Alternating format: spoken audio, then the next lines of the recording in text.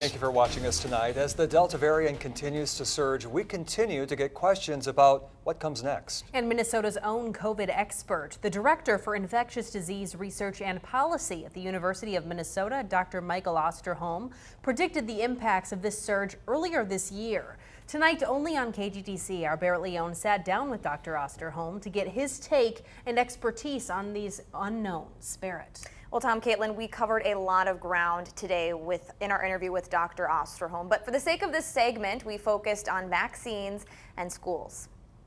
Should more businesses, universities, and events be requiring proof of vaccination or positive antibodies? I am a very strong supporter of mandates that are effective, meaning that they don't have so many loopholes in them that eventually people can pretty much get out of it. I understand that that is surely a challenge, but this is about the community. This is about protecting the community. It's not just about protecting you. You may decide it's your right to get intoxicated and get behind the wheel of a car. We have laws to prevent you from doing that. School is quickly approaching. Should masks be mandated to be worn in school settings? I think masking is important. We have to have adequate masking. This is an aerosol-based transmission virus, and frankly, we need the very high level of masking protection for which there's only limited availability for children to actually have that. There are KN95 masks that are available online that actually do fit for children's faces, that attach behind the ears.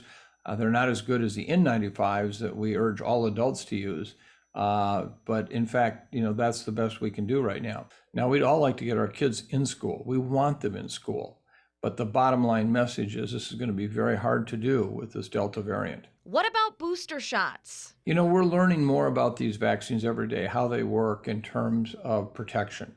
Not in terms of safety. The safety data are clear and compelling. So this is not a reason for anyone to have disincentive to get vaccinated.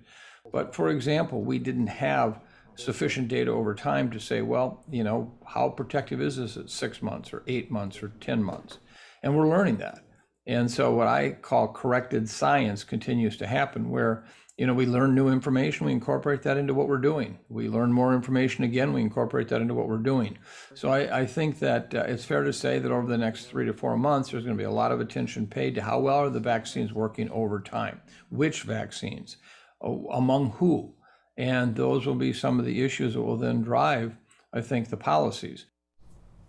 Dr. Osterholm says the best tool we have to combat this latest surge is to get vaccinated.